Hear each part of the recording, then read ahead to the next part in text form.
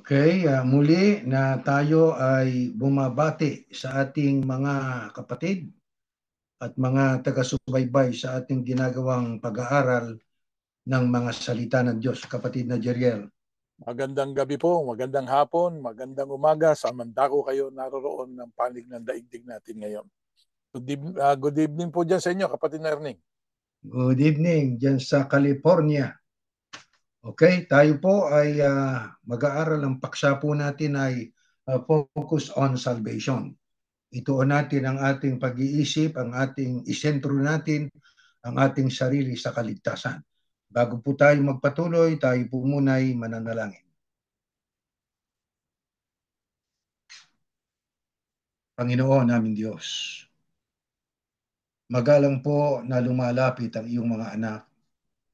Sa iyo ay dumudulog.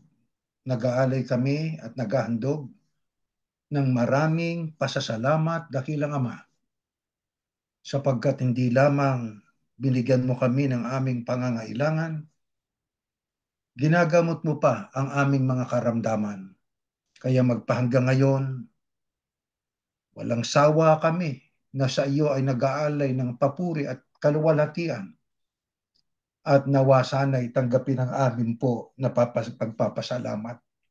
Loobin mo po na sa may samahan kami sa aming gagawing pag-aaral ngayong gabi.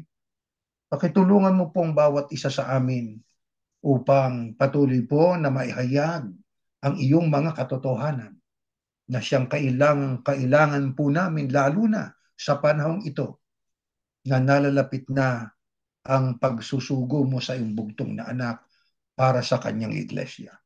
Aman Diyos, umaasa kami na pinatawad mo rin ang aming pagkukulang. Ang lahat ay amin pong hinihiling sa tanging pangalan po ng Panginoong Yahushua na aming tagapagligtas. Amen. Magandang gabi po. Opo. At yan nga po, no, ang ating paksa, kapatid na Jeriel, lalo na nga sa panahong ito na ating pong tinatahak. Maraming mga mangangaral ang walang sawa na nagpapaalaala sa lahat ng mga tao na kabilang sa kanilang samahan. Maging tayo, yan po ay isang katotohanan na hindi po natin pwedeng pasubalian, sapagkat ang mga nangyayari po ngayon sa ating panahon ay nagbabadya na ang ating pong kaligtasan, ang ating inaasahan na kaligtasan, yan ay pagdating ng Panginoong Yahushua sa araw po ng pag-agaw niya sa kanyang mga tunay na tagasunod. Ngayon pong ating talagang pinananabikan, kapatid na Jeriel. Tama. Kaya sa ating panahon, bilang tayo ay sumasampalataya, na tayo ay kabilang doon sa mga tagasunod ng ating Panginoong Yahushua, ano po ang tagubilin sa atin ng banal na kasulatan? Ito po ang ating unang babasahin, kapatid na Jeriel. Sa Philippians po, ito nakasulat. Sige po. Naririnig po ninyo, no? Opo, maliwanag. Do nothing from selfishness or empty conceit through factional motives or strife, but with an attitude of humility, being neither arrogant nor self-righteous. Regard others as more important than yourselves. Napakagandang ugali niya, kapatid na Erning, no? Dapat talaga tagliyan natin ngayon yan eh. Regard others as more important than yourselves. Do not merely look out for your own personal interests, but also for the interest of others. Have this same attitude in yourselves, which was in the Christ Yahushua. Look to him as your example in selfless humility. So then, my dear ones, just as you have always obeyed my instructions with enthusiasm, not only in my presence, but now much more in my absence, continue to work out your salvation. Ayun po, kapatid na Erning. That is cultivated, bring it to full effect Ang gaganda ng mga salitang yan, no? Mhm. Bring it to full effect, actively pursue spiritual maturity with awe-inspired fear and trembling, using serious caution and critical self-evaluation. Ayan. To avoid anything that might offend God or discredit the name of the Christ. Kapatid na Jeriel, yan po ay isang pahayag ng Apostol Pablo sa mga tagasunod ng ating Panginoong Yahushua, na dito ay ating pong nabasa ng sabi roon sa bandang ibaba ay so then my dear ones, just as you have always obeyed my instructions with enthusiasm. Na makatwid ang pagsunod na mayroong kasiglahan ay napakahalaga, lalo na sa panahon po natin ngayon, kapatid na Jeriel. Tama At po. ang sabi pa dyan, not only in my presence, ibig lang sabihin, hindi lamang kumot nandoon si Pablo, ay kaya lang masisigla sa pagsunod ang mga alagad ng Panginoong Yahushua. But now much more in my absence, continue to work out your salvation. Makatwid Yeah. po, mahalaga po na ating madinig yan ng panawagan na yan sa ating kapatid na Jeriel, no? Aha. Sa panahon natin ngayon. Kaya, diyan po mahalata po ninyo ang payo ng Apostol Pablo na dapat talaga ayusin natin ang ating sarili. O di po ba? Ang sabi, do nothing from selfishness or empty conceit through factional motives or strife. Kaya ang ating attitude, ang sabi, but with an attitude of humility, being neither arrogant nor self-righteous. Yung iba kasi self-righteous kapatid na Jeriel na Tama. pag wala ka raw sa kanilang grupo, abay wala kang pag-asa sa kaligtasan. Mga Yeah. Meron silang self-righteous yun. attitude na judgmental, di ba? Yun ang nangyayari sa marami. Yeah. Kaya kaya kung ating babasahin po yung nakasulat doon sa aklat ng sabi nga aklat ng sinulat ng Apostol Pablo, maging sa kawikaan, pag binasa natin sa 16:2 nakasulat doon ay people may be pure in their own eyes, but Yahuwah examines their motives. Maaring sa paningin ng tao siya ay matuwid at siya'y malinis sa kanyang sarili, pero ini-examine ng Panginoong Yahuwah. Sinisiyasat ng Panginoong Yahuwah ang motibo ng tao. Kaya sa ating panahon po ngayon talagang marami pong mga relihiyon, hindi natin may kakaila po yan, parami ng parami. Pero lagi po nating tatandaan na hindi ho sa bilang ng dami ng miyembro ang kaligtasan ng tao. Hindi sa majority, kapatid na Jeriel. Yeah. Kundi, sabi, malimit po, laging sa mga ibinubukod ng Diyos, lagi siyang may itinitirang remnant na yung remnant na yon, yun po ang talagang tatanggap noong kaligtasang inaasahan ng tao. Di po ba? Kasi marami nga nagpi-pretend na religious Kinakailangan talaga practice At saka yun nga sinasabi diyan, no? Look to Yahushua as your example in selfless humility. Yung kasi ang kailangan ng tao na matutunan, kapatid na Erning, yung Tama. selfless humility, yung ang meron kasi nagpapakababa kuno di ba? Akala mo mababal loob hindi naman pala. Yung talagang totoong pagpapakumbaba, selfless humility, na talagang magsasakripisyo ka para sa kapwa mo. Halimbawa, sa paghahanap buhay, meron kang iaalok sa kapwa mo. Makatutulong ba sa kapwa mo yon? O baka para sa iyo lang? Hindi ba?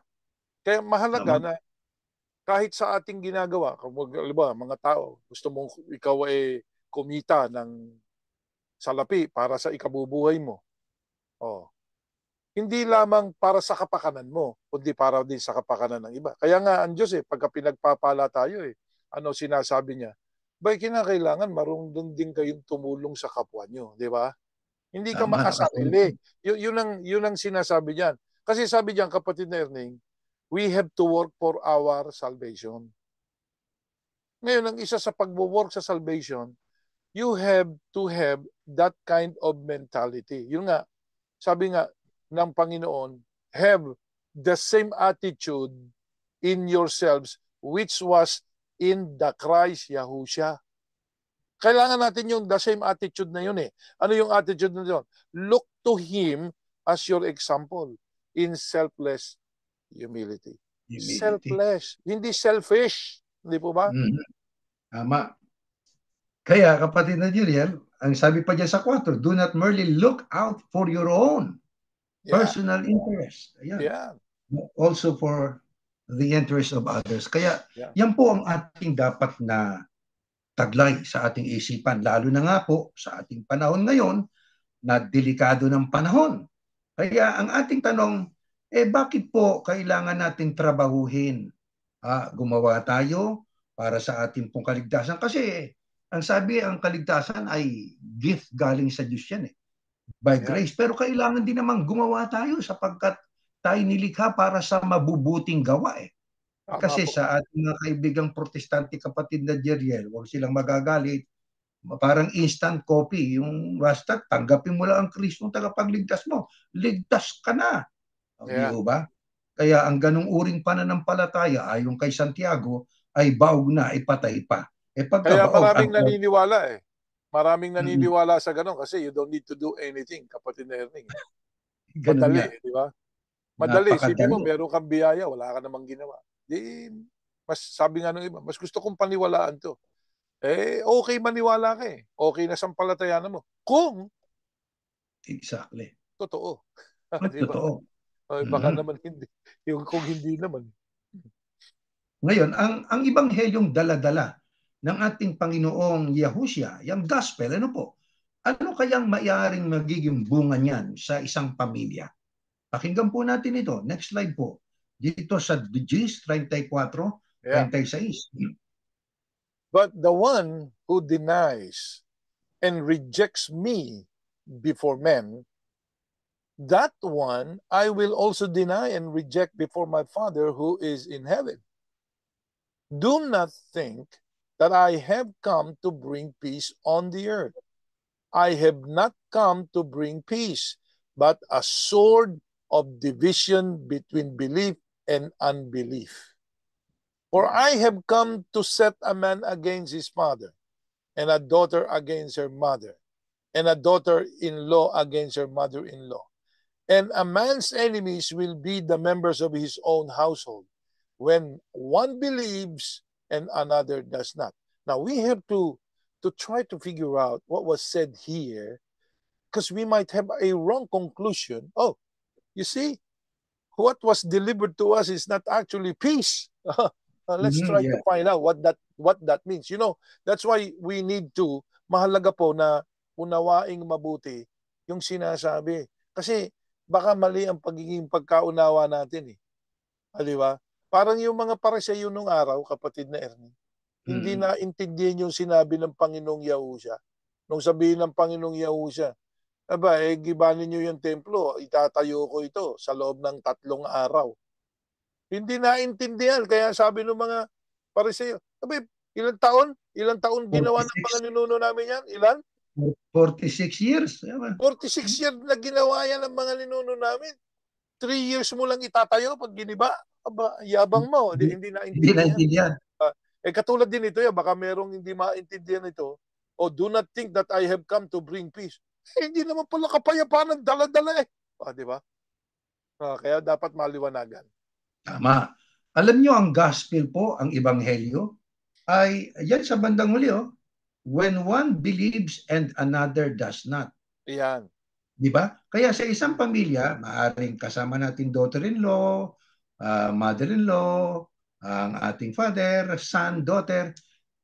Alam nyo, pagdating sa ebanghelyo na dala-dala ng Panginoong Yahushua, hindi naman kasi lahat ng miyembro ng pamilya minsan mapalad na nga kung mayroong pamilya, solidong tama ang pananampalataya, kapatid na Jeriel. Pero mayroong mga pamilya, hindi lang konti, mas marami po, na ang daughter-in-law against sa mother-in-law, ang mother-in-law against doon sa kanyang son-in-law, ang father against sa daughter at son. Alam nyo kasi, ang pananampalataya na dala-dala ng ating Panginoong Yahushua, yan po ay between sa mga taong naniniwala at hindi maniniwala. Doon sa pagitan ng sasampalataya at hindi sasampalataya. Ayan when one believes he is referring to the gospel that he brings up into this world. If one believes, then may kaligtasan yon. At maganda ang samahan kung ang buong pamilya ay naniniwala. Pero paano naman yung another does not? O di nga, Yan. sa buong pamilya. Kaya, Maaring kaya yung sinasabi diyan, ako pumunta, hindi para magdala ng kapayapaan. Sapagkat yung gospel, ano po, pag sinampalatayanan ng lahat, kapayapaan. Pero pag is, hindi, hindi kapayapaan. Bakit ka mo? Magkakaroon nga ng clash eh. Tingnan nyo, ano division. ba kapatid na Ernie? Ang simula ng mga patayan ngayon sa mundo, lalo na dyan sa Middle East. Nako, Pananampalataya eh. Di ba? pananampalataya ang Oo. sinuno, Sabi ang nga, pasinuno. ang pinagsimulan ng mga labanan eh, gera ay yung, sabi nga eh, relihiyon. Mm-hmm. Magkakaibang pananampalataya o Kaya, yun paniniwala. ang ibig sabihin no? Na yung Yan ang ibig daladalahan sabihin. ng Panginoon ay hindi kapayapaan. Ay, talaga Kaya namang kung, kaligtasan yan eh, pag sinampalatayanan mo. tama, yung gospel. Pero Mhm. hindi nga po pare-pareho eh. Maaring Ayan. ang pagkaunawa ng ama iba sa anak at sa kanyang Ayan. biyanan o manugang. Kaya magkakaroon ng division. Pero ang Kaya, tanong nga natin, maaari po ba nating sabihin komot ang paniniwala ng tatay natin ay ito, ayun na rin ang ating sasampalatayanan mga ayan. kapatid. Ha? Parang bandwagon spirit na kung ano yung taglay ng padre di pamilya ng pananampalataya, yun na rin ang dapat taglayin ng nanay, yun na rin dapat taglayin ng mga apo, ng mga anak niya. At teka Yeah. muna, atin po muna nga alamin ito. Sino po ang dapat nating pakinggan? Yan ang importante yan eh. Sinong Yan. dapat nating pakinggan? Ang ating ama? Sundin ang pananampalataya niya? Ito, basahin po natin. 37, 39 pa. Ayan. He who loves father or mother more than me is not worthy of me. And he who loves son or daughter more than me is not worthy of me. And he who does not take his cross, expressing a willingness to endure whatever may come and follow me, Ayun. believing, follow me, yun ang sabi ng Yahushua, no? Believing in me, conforming to my example in living, and if need be, suffering or perhaps dying because of faith in me. Yun ang ibig niya sabihin niya, follow me. Sabi nga ako talagang susunod ka. Sabi nga conforming to my example, conforme ka sa ehemplong binigay ko dahil sa pananampalataya mo. Sabi nga dyan yung ehemplo ko sa pamumuhay. At kung kinakailangan na mag-suffer ka, kung kinakailangan pa nga mamatay ka dahil sa pananampalataya mo sa akin, yun yung sinasabi niya usang follow me. No? Hindi yung follow me, I believe in you. Hindi follow you yun. Iba yung believe in you instead do sa follow you. Di ba? Ayun, pinexplain yan. It's not worthy of me, sabi niya. Whoever finds his life in this world will eventually lose it through death. And whoever loses his life in this world, for my sake, will find it. That is life with me for all eternity. Kaya ang susundin natin, hindi yung pananampalataya ng tatay natin o pananampalataya ng ninuno natin o ng sino man, kundi yung pananampalataya ni Yahushua, ng Kristo. Yun ang nakasulat dyan Conforming to my example in living and be, sabi nga, in living and if need be, suffering. Hindi pa yung believing in me. Sabi niya, di ba? Believing in me. Kailangan yun Sabi nga, suffering or perhaps dying because of faith in me. Dahil meron kang pananampalataya sa akin. Sabi ng Panginoong Yahushua. Ayan. Kaya kung meron ka susundin, si Yahushua. Ayun. Bagamat utos na ibigin ng ating magulang, di po ba? Pero pagdating po sa kaligtasan, hindi tayo maililigtas ng tatay natin at nanay natin Kaya anong sabi ng ating Panginoong Yahushua? He who loves father or mother more than me is not worthy of me. O sino ba yung me na nagsasalita riyan? Si Yahushua. Ano ba si Yahushua sa ating pong buhay? Siya po ang ating tanging tagapagligtas. Ang tatay natin sa laman yon, igalang natin. Nanay natin, igalang natin, mahalin natin. Anak natin, lalaki at babae, mahalin natin ang totoo, hindi lang po sila, pati ang ating kapwa-tao. Pero pagdating po sa kaligtasan, teka muna tatay, magkaiba ho tayo ng pananampalataya. Masusundin ko po ang utos ng Panginoong Yahushua. Bakit Yes. kanyo, tatay? Hindi naman po nyo kayang iligtas yung kaluluwa ko. Yeah. Di ho ba? Nanay, hindi nyo po kayang iligtas ang kaluluwa ko. Kaya dapat po ay tiyakin ng tao na ang kanyang sinusunod ay ang ating Panginoong Yahushua. Kaya, Sukdulang maghirap, yeah. sukdulang mamatay dahil sa kay Yahushua. Kaya nga, kapatid na Erning, mahalaga yung magbasa kayo, makinig kayo, tayo, di ba? At Oo. gampanan natin yung nabasa, napakinggan natin. Isakatuparan natin sa ating buhay. Hindi, puro ka pakinig. Di ba sabi nga, ako nga nakinig ako, kaya ako masunurin eh. Yung bang sinunod mo yung ba talaga gusto ng Diyos na sundin mo?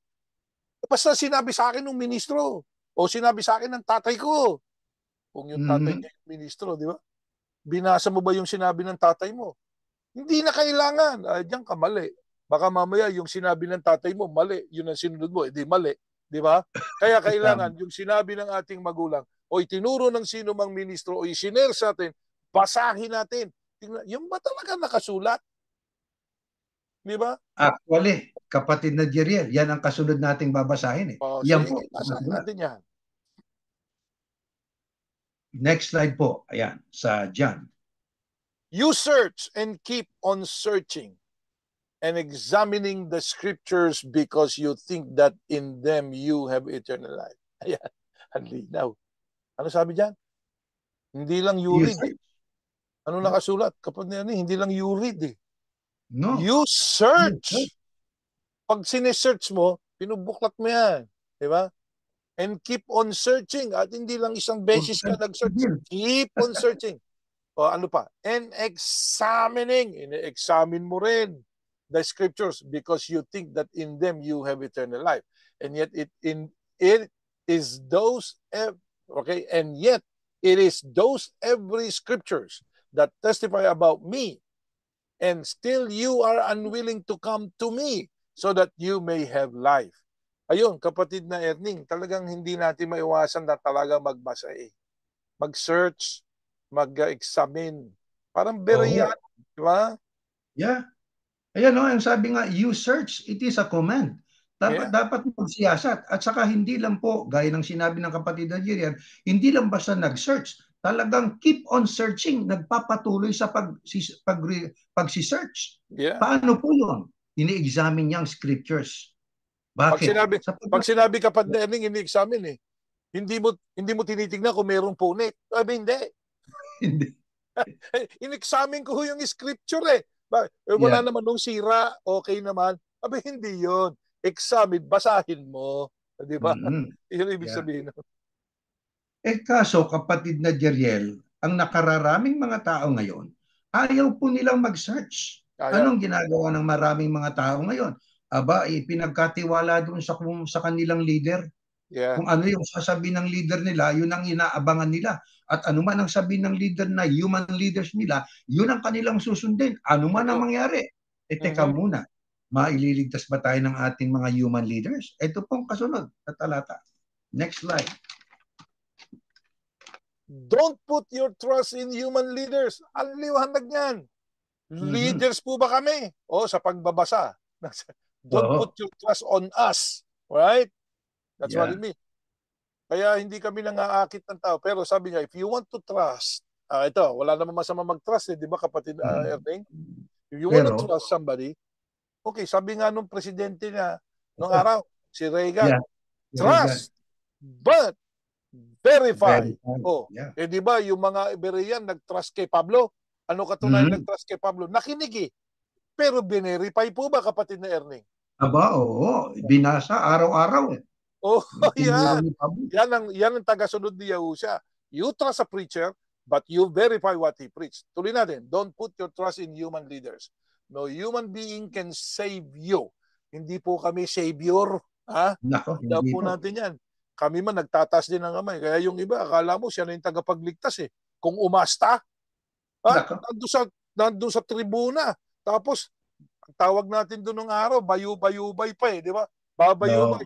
Inihiling ko sa Diyos. Abutin mo ang mga anak mo. Naku, ano yun? Di ba? Hindi natin Yeah. napupuna. Akala natin napakagandang pananalita. Para siyang nagiging tagapamagitan doon eh. Hindi ba? Mm. Sabi nga hindi makapagliligtas sa iyo yung leader na yan. Kahit pa pogi yan. Kahit pa maganda buhok niya. Sabi nga, di ba? Sabi nga, no human being can save you. Except of course, one human being. Sino yung kapatid na Yeah. Ernie? Si Okay, yun ang Yahushua. exemption ha. There is only one human being who can save us. The Savior. When they die, they return to the dust. Pag namatay, tingnan niyo yung mga namatay na leader natin. Alikabok na ngayon yun. On that Kabuk na. day, all their plans, yung mga pinlano nila, come to an end. Pinalitan na nga nung pumalit eh. Di ba? Yeah. Binura na nga yung history niya eh. Yung pumalit Nako sa po. kanya eh. Di ba? Happy are those who have the God of Jacob. Ayan. Dapat meron tayo sa atin ang Diyos ni Jacob to help them and who depend on the Lord. Sino yun? Yahuwah, their God, the creator of heaven, earth, and sea, and all that is in them. He always keep His promises.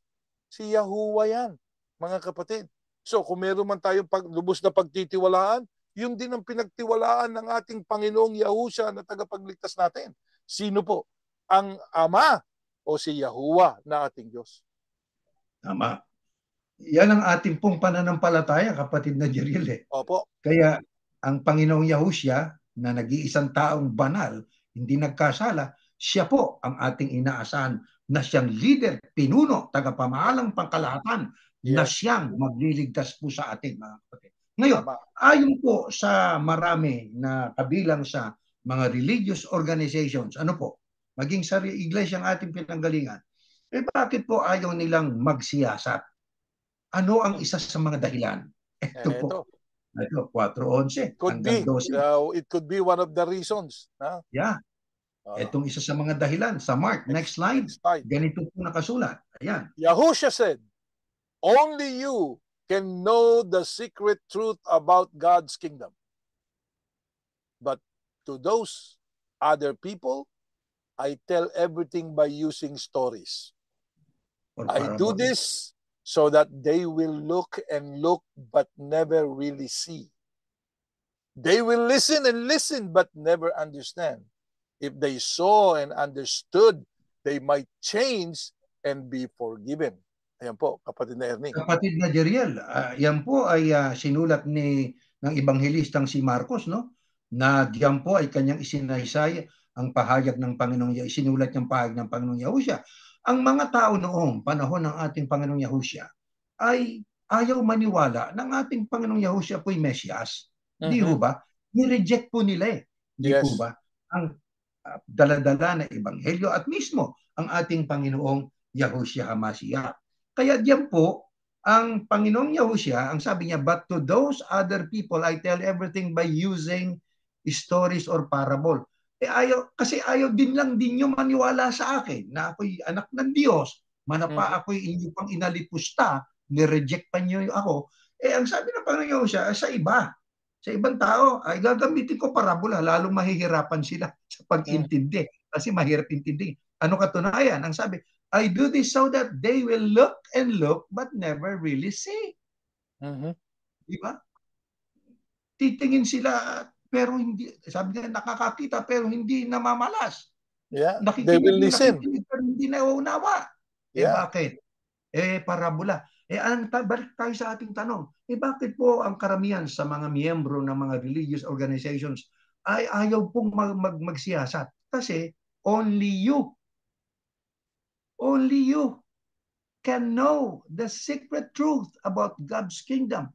Who is speaking in that verse? Our Lord Yahushua. To whom does the word only you refer to?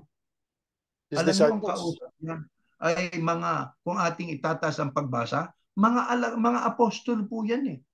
Sila lamang po ang pinagkatiwalaan ng Panginoong Yahushua ng kanyang aral eh. Sila ang nagpatuloy ng ministeryo ng ating Panginoong Yahushua. Kaya ang may dala ng tunay na ebanghelyo noon nang ang Kristo'y nasa langit na, walang iba kundi ang mga apostol. Mayroon bang ibang mga mangangaral noon, kapatid na Gerald? Opo, mga tagapagturo ng kautusan ni Moises, mga Paresayo, Saduseyo, mga iba't ibang mga Judaismong relihiyon, di po ba? Kaya tayo, kapatid na Erning, pag tayo nangangaral, sasabihin natin sa tao, ano po ba ang sinabi o ipinahayag ni Apostol Pablo? Pakinggan natin si Pablo. Hindi namin Yeah. sinasabi, pakinggan nyo kami. Ano po ba ang pakiramdam ng pamamahala? Ayan ha. Naku po, Ang ganyan po. tinutukoy niya, yung sarili niya. No? Ano po ba ang pakiramdam ng pamamahala ng iglesia kapag ang mga kapatid ay ganito ang ginagawa? Pakinggan natin ang sinasabi ng Biblia. Si Pablo yun eh. Hindi naman ikaw yun eh. O, di ba? Yeah. Isipin mo, parang si Pablo ikaw. Dapat ituro mo kay Pablo sapagkat si Pablo ang pinagbigyan, sabi nga, only you can know the secret truth about God's kingdom. I don't know the secret about God's kingdom. Do you know it, kapatid na Erning? Hindi natin alam yun. That's why we need to consult the scriptures. We need to Yo. consult the apostles. And we are just speakers, readers of what was already written. And then, because it's no longer the original Bible that we are using, we need to use our common sense. Baka naman nagkakontra-kontra eh. Di mo kasi inuunawa eh, di ba? Kailangan unawain para hindi magkontra-kontra ang salita na nakasulat sa Biblia. At tingnan nyo, kapatid na Ernie, pag tinanong mo yung mga kaibigan natin, kapatid natin dati sa Iglesia ni Cristo, ba't ba nandiyan ka? Dito lang ako maliligtas. Kailan ka ba maliligtas? Sa araw ng paghuhukom. O hindi ka kasama sa unang pagkabuhay. Kasama rin. Aba, ang gulo mo, Brad. Saan ka ba kasama? Sa unang pagkabuhay o sa paghuhukom? Hindi kasi inunawa ang pagkakaiba ng dalawa. Yun din, ganun din tayo nung araw eh. Oo. Kasi yan nga ang problema ng ipinagkatiwala po natin sapagkat ang akala nga nila yung only you ay tumutukoy dyan sa tagapamahala nilang pangkalahatan. No. Kaya sa kanila lang kami makikinig. Kaya ayaw na namin magsiyasat. Sabi ng kausap ko. Bakit? Isa kanila lang ipinagkaloob eh. Kung paanong sa mga apostolang noon ipinagkaloob ang makaunawa ng kaharian ng Diyos, ang makaalam ng katotohanan ng kaharian tungkol sa kaharian ng Diyos. Sa panahon ng wika natin, bago magwakas ang mundo, sa kanila lang ipinagkaloob eh. Bueno, kung sa kanila lamang ipinagkaloob, kapatid na Jeriel, dapat ay nasasagot nila tanong natin. Bakit po nagpapatawag ang leader nyo, tagapamahalang pangkalahatan? Bakit po yung Mateo 18:18 ay naging talaan imbis na tali? Ayaw nyo namang sagutin. At galit pa kayo pagka kayo ay tinatanong ng mga miyembro nyo. Sabi nga, sinasabi nyo nagdidilim pa yung nagtatanong. Anong klase naman yun? Kung kayong pinagkalooban na makaalam ng kaharian. Ito kapatid na Erning, kung yan ang paniniwala ng mga ministro ng Iglesia ni Cristo, pag tinatanong sila ng mga miyembro, nagdidilim ka na. Opo, kaya nga po hinahanap ko yung liwanag sa bibig ninyo. Yan ang isagot nyo dyan sa mga ministrong yan. Pag sinabihan kayo, nagdidilim ka na. Oo, kaya nga ikaw ang ilaw eh. O diliwanagan mo ko. May sense o wala? May sense yun. Oo, nagdidilim na pala ako eh. Ba't tayo mo pa akong liwanagan? Ba't tayo mo ako sagutin? Kaya bakit mahalaga yung sinabi kaninang binasa natin, search and keep on searching, examining the scriptures. Ano po ba ang gagawin ng maraming mga preachers sa mga huling araw? Next slide. Ito ang gagawin nila kapag nag-guerrilla. Kaya obligado mag-research. That's what he says in all his letters when he writes about these things. There are parts of his letters that are hard to understand. Ayun, mahirap intindihan niya. Yeah. And some people give a wrong meaning to them. Ayan, wrong meaning. Sabi nga, paliwanag ka kasi ng paliwanag eh. Maliwanag na eh. Sabi nga, yung paliwanag, pag kinalawkaw mo, lalabaw. Lalabaw. These people are ignorant and weak in faith. They also give wrong meanings to the other scriptures, but they are destroying themselves by doing that. Ayan. Dinestroy nga yung sarili nila eh. Kita mo, sinisira mo yung templo ko, ha? Sabi ng Diyos. Pinakakain mo ng corrupted doctrine. I will destroy the destroyer. Ayun, sira. Nagkagulo-gulo kayo ngayon tuloy. Ayan. Ba't nagkaganyan? Yun ang ginawa mo eh. Diba? Kaya sabi nga dito, ang sabi niyan, but you are just destroying yourselves. But they are destroying themselves by doing that. Ano yun? By doing that. Sabi nga, nagbibigay ka ng maling pakahulugan sa nakasulat sa Biblia. Yung tali, ginawa mong talaan. Yung taxation, ginawa mong eleksyon. Yung tagapamahalang pangkalahatan na para kay Yahusha, kinuha mo. Kaya nawasak ang buhay mo. Ayan. Totoo po yun. Kailan po magaganap itong, ang sabi nga, they also give wrong meanings to other scriptures. Kailan lalong magaganap po yan? Taas lang natin ang basa. Next Ayan. slide. Ito po nakasulat. It is important for you to understand what will happen in the last days. Ayun, kapatid Yun, Ernie. last days. Last days. Mahalaga na maintindihan mo kung ano mangyayari sa mga huling araw na to. Ha? Yeah. Mahalaga. So, hindi ito yung basta ipapasi lang natin. Mahalaga to. It is important. People will laugh at you. Oh, dapat pagtatawa lang tayo. Magkakaldero lang. mga rebelde lang. Kung ano-anong katatawanan lang pinipinta nila, nagtatawanan pa sila, di ba? Wow. They will live following the evil they want to do. Yan ang ano nyo eh. Pinagtatawanan nyo yung mga tao. They will say, Yahusha promised to come again. Where is he? Ayan. Our father have died, but the world continues the way it has been since it was made. But these people don't want to remember what happened long ago. The skies were there, and God made the earth from water and with water. All this happened by God's word. Then the world was flooded and destroyed with water. And that same word of God is keeping the skies and the earth that we have now. Yeah, being kept to be destroyed by fire.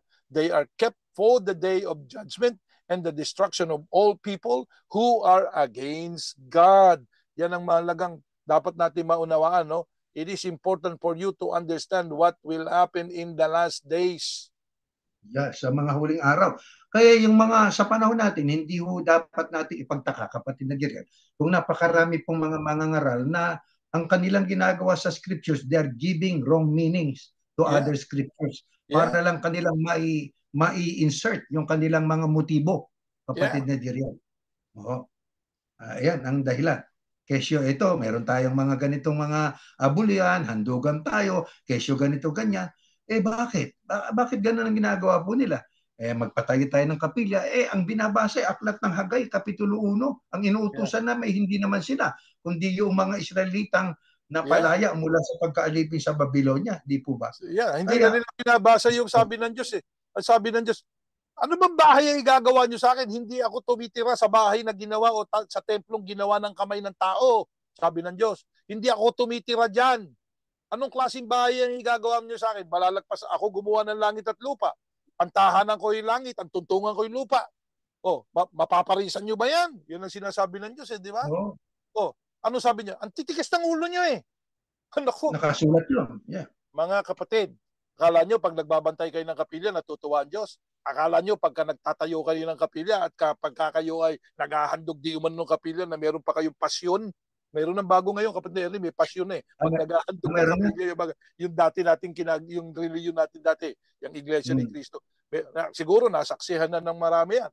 Di ba? Yung mga ministro nakapila, tapos merong isang ministro nagbabasa. Parang pasyon. Di ba? Di ba? Sabihin, ama namin. Di ba yung mga ganon, merong ganon sa Katoliko? Ginaya nyo na yung Katoliko. Sino nagpasimulo niyan? Yung tagamalang pangkalatan. Nagpasimuno. Gaya-gaya kasi. Di ba? Gusto niya may bago siya eh. Maiba doon sa dati. Yan. Yan ang nagaganap ngayon. Kaya, sabi nga, iba na yung ginagawa mo eh. Wala na sa Biblia yung ginagawa mo eh. Tapos sasabihin mo, pag pinuna ka, rebelde kami. Hindi kami rebelde. Rebelde ka sa Diyos. At hindi kami sasamang rebelde kasama mo. Di ba? Bakit? Yung nasa Biblia susundin namin eh. Kung meron man kaming paniniwala at susundin, isa lang, kapatid na Ernie. Sino po yung binasa natin? Ay ang ating pong Panginoong Yahusha na natuto sa ating Panginoong Yahuwah o sa Diyos. Kaya ang sabi nga sa 7, and that same word of God is keeping the skies and the earth that we have now. Mga kapatid, yung mga salita ng Diyos na nakasulat sa Biblia po, ang ating iintinding mabuti. Huwag po nating bigyan ng sarili nating pakahulugan. Di ba? Sapagkat pag binigyan mo ng sarili mong pakahulugan, maliligaw ka. Anong maituturo natin sa tao? Hindi yung salita ng Diyos, hindi yung Word of God. Gaano kahalaga yung Word of God? Yung Word of God ang siyang dahilan kaya hanggang ngayon may langit at may lupa pa eh. Yes. Bakit? Ibinibigyan niya ng pagkakataon yung mga tao eh. Bakit? Meron siyang pangako sa mga tao, kaya nga niya isinugo ang kanyang kaisa-isang anak eh. Ano layunin niya? Para ang mga tao po ay magkaroon ng kaligtasan. Ano katunayan? Ito nakasulat. Next slide. Ito, pakinggan po natin. The Lord is not being slow in doing what He promised. May promise siya pero hindi siya slow. The way some people understand slowness. Ang akala ng iba, kung medyo tumatagal ng konti, no, hindi, sa panahon nila, parang slow sa kanila yon. Yun ang pagkakaintindi mo sa salitang slow. But God is being patient. Yun ang pagkakaintindi ng tao. Ang bagal naman, tagal naman. O hindi, nagpapasensya lang sa'yo. Yun dapat ang pagkaintindi, di ba? God is being patient with you. Yun ang tama. He doesn't want anyone to be lost. Kung baga sa bagal mo, ikaw mabagal eh, bagal mo tumakbo. hindi ang Diyos ang slow. Ikaw ang mabagal, ang bagal mong sumunod. Kaya ang Diyos, ang ginagawa niya, patient siya sa'yo. Iniintay ka niyang makarating dito. Ayun yun eh, di ba? He doesn't want anyone to be lost. Ayaw niya maiwan ka. He wants everyone to change their ways and stop sinning. Yun ang gusto ng Diyos eh. But the day when the Lord comes again will surprise everyone like the coming of a thief. The sky will disappear with a loud noise. Everything in the sky will be destroyed with fire, and the earth and everything in it will be burned up. Now, dito may pagkakamali ang maraming tao, kapatid na Erning. Kala nila sa pag-uukom na niyang Kristo yan eh. Yeah. Medyo isiya sa atin yung mabuti. Yun yan pagkatapos siya ng 1,000 years na magugulantang din ng mga tao. Sa 1,000 years reign ng Panginoong Yahushua, it's a normal community like this, what you are actually experiencing here. But the only difference, there is already justice amongst us. Wala nang magnanakaw, wala nang leon na nasasakmal sa'yo. Pwede ka na mag-alaga ng leon sa bahay mo kung gusto mo. Wala nang cobra na magkamandag. Gusto mong maging laruan ng anak mo yan? Pwede. Normal na buhay. Kaya lang, yung mga ni-rapture ng Kristo, yung pagbalik nila kasama ng Kristo, sa paghuhukom ng Kristo, bago itatag yung millennial kingdom, yun mga taong hindi na mamamatay. Sapagkat nung sila ni-rapture, binago ang kanilang katawan. Kaya pagbalik nila, yun ang siniintay ng iglesia ni Kristo eh.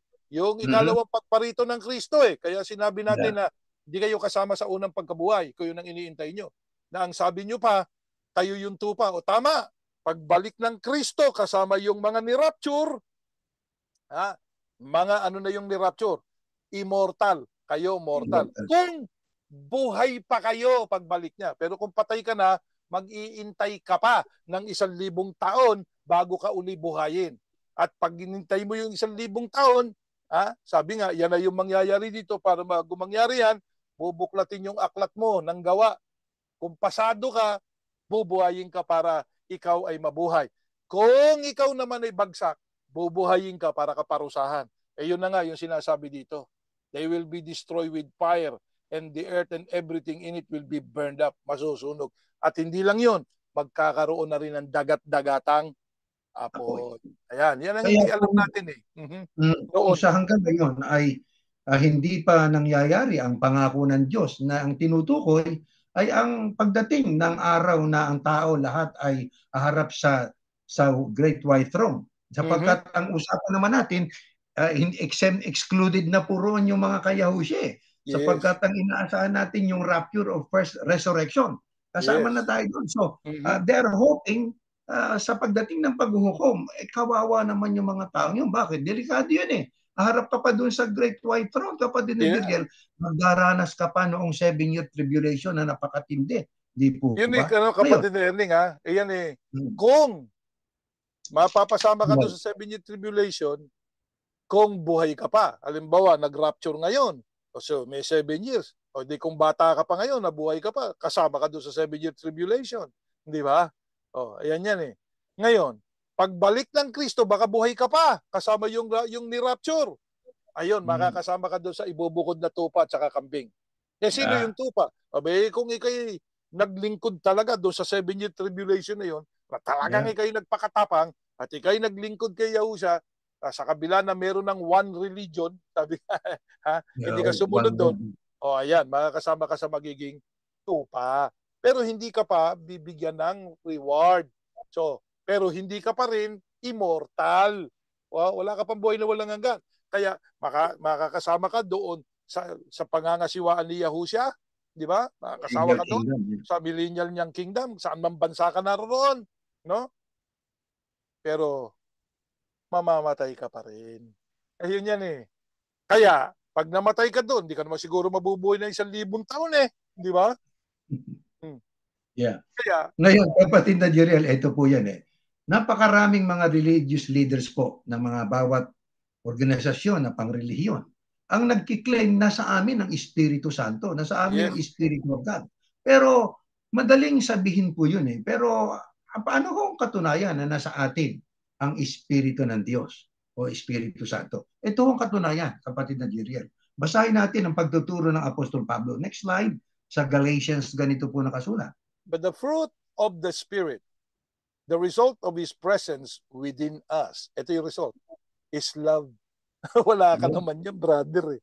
Di ba? Sinasabi mo, meron ka. Love ba yung pinakukulong mo yung walang kasalanan? O, sige nga. O, tuloy natin. Ano ibig sabihin nun? Is love. Unselfish concern for others. Meron ka bang concern? Eh kung sa sarili mo ng pamilya, wala kang concern. Sa iba pa. Di ba? Come on. Ha? Mag-isip-isip tayo. Tuloy natin.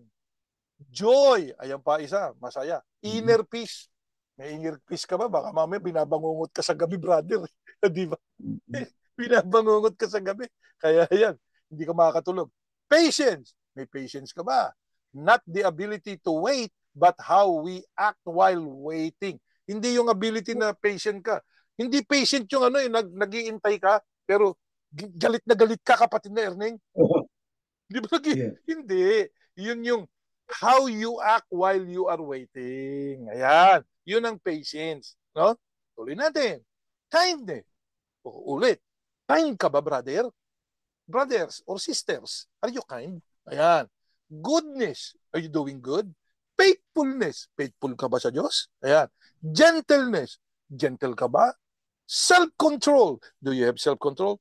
Against such things, there is no law. So, ayan, maliwanag, kapatid na Erning. Paano natin makikilala yung sa Diyos? Ayan, oh. Ayan, may love. Hindi yung teksto ka ng teksto about love, pero hindi mo malove yung dapat mong ilove. Kasi kapatid na Erning eh, sabi nga eh, action speaks louder than your voice. Yeah. Hindi ba? Eh, yung sabi mo, mahalin natin. Itinatakwil mo naman yung iba. O hindi tama. Brother, mali. Di ba? Lalo na kung sarili mong dugo yan. O, kahit na ba nung mali nila eh. Ikaw yung nasa liwanag ka mo eh. E di ikaw ang dapat na may love. Di ikaw ang dapat na may joy, mayroong peace, may patience. Kung sila walang patient, kung hindi sila naging pasensyoso sa ginagawa mo, wag mong gayahin. Eh hindi, pinakita kasi sa atin kung sino sila eh. Di ba? Isipin mo, pag gagamitin pa yung kapangyarihan. Ang masama diyan, kapatid na Ernie, ginamit pa yung salita ng Diyos ng papilipit eh. Ha? Yun na nga eh.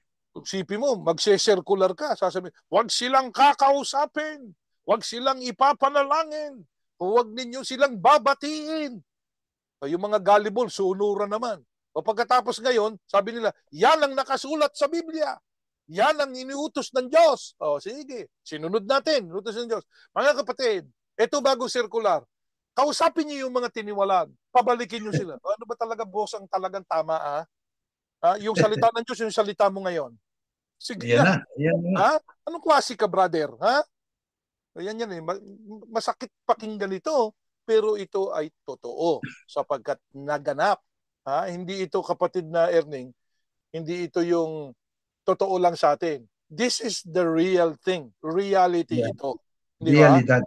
O, ano katunayan truth yan? It corresponds with reality. Sabi mo noon, bawal kaming kausapin. Ngayon, inuutusan mo sila kausapin kami. Thank you. Pag nakipag-usap kayo sa amin, ano man layo ninyo, 100% pag inintindi nyo ang aming ibibigay sa inyo, lalayasan ninyo yung kinalalagyan ninyo ngayon.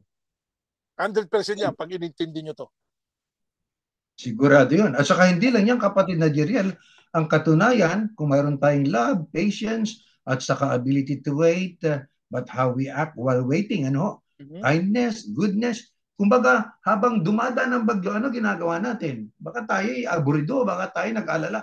Hindi, no. Kailangan ay, while may bagyo, nananalangin. Yun ang tamang Yes. act of waiting, habang na mayroon kang dinaranas na mga sufferings, mga karamdaman o pagsubok, you're waiting with full of hope in God. Ganun po yun eh. Hindi lang Pero yan ito, ang prueba kap- na nasa kapatid atin ng Ernie, bago Espiritu ng natin Diyos. ituloy, O sige, baka tuloy sabihin natin. nila, galit tayo dahil nag-emphasize tayo. Oh, hindi ho kami galit, mga kapatid, mga kapwa namin ministro. At saka doon sa pinuno ng Iglesia ni Cristo, hindi kami galit sa iyo. Actually, love ka namin eh. Kaya namin sinasabi to. Sino sa mga kasama mong ministro ang nagsabi sa iyo nito? Wala. Pinabayaan ka nilang gumawa ng mali. Mm-hmm. Totoo yun. Oh, di ba? Pinabayaan ka nila. Kami nagsasabi, batay sa nakasulat. Hindi naman kami galing sa amin ito eh. Batay ito sa nakasulat sa mga apostol. So sa mga tuwid, ibahin natin kapatid na Ernie. Kinakausap ka ng mga apostol. Alisin mo yung mukha natin. O, pagka inano nyo, pag inalis na, wala na yung mukha ko. O, di Yeah. ba? Yeah. Pero nandyan yung salita ng mga apostol. Meron kayo naririnig na tinig. Hindi po sa apostol yan, sa akin. Pero mas magandang may maririnig at may nababasa. So Tama. kalimutan nyo kami. Ang nagsasalita sa inyo, mga kapatid namin dyan, mga nakikinig kung saan mang reliyong kayo naroon, at lalo na doon sa pinuno ng pinanggalingan naming reliyon, ang nagsasalita sa iyo ngayon ng Diyos. Hindi ako, ha? Baka sabihin mo, oy, ikaw ba ang Diyos? Hindi. Itong nakasulat, ang talagang fruit ng Spirit o yung bunga na galing sa Diyos, ang result nun, ha, sabi niya, the result of His presence, kung kasama mo ang Diyos, within us, sabi nga, doon sa atin, ang result ng presence ng Diyos sa atin, Mm-hmm. pag meron kang love, yan, brother, ang nawala sa iyo. You are yanking or you are, sabi nga, yelling to the top of your lungs that you have love. But actually, your action doesn't have anything like that. Sorry, pero yan action mo speaks louder than your words. Diba? Your words, nothing yan. Para lang batingaw yan. O, ano tawag doon sa batingaw, kapatid na Ernie? Batingaw Pompian. na alingaw-ngaw, Oo, alingaw pompiang. ka lang eh. Maingay ka lang, pero it doesn't mean anything. Oh, Ito pa, ito kapatid na sila. Jeriel, ang pruweba na nasa Sa atin Diyos ang ka. Espiritu ng Diyos. Ito pa, next Oo. slide. Ito pa. Next slide. And those who belong to the Christ Yahusha have crucified the sinful nature together with its passions and appetites. Ayan yan eh, di ba? If we claim to live by the Holy Spirit, lahat tayo kiniklaim yan eh, nasa atin ang Espiritu.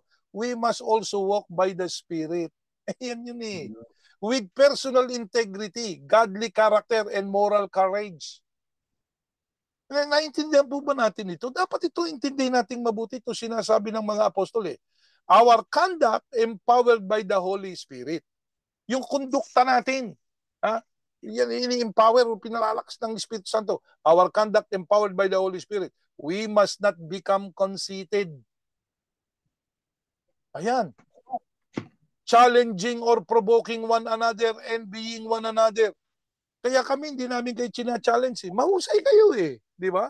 We salute the way you manage things. But when it comes to the words of God, you are lacking lots of things. You did not preach everything God wants. Ayun Yeah. yung kapatid na Erning eh. Half-truth lang yung tinuro eh.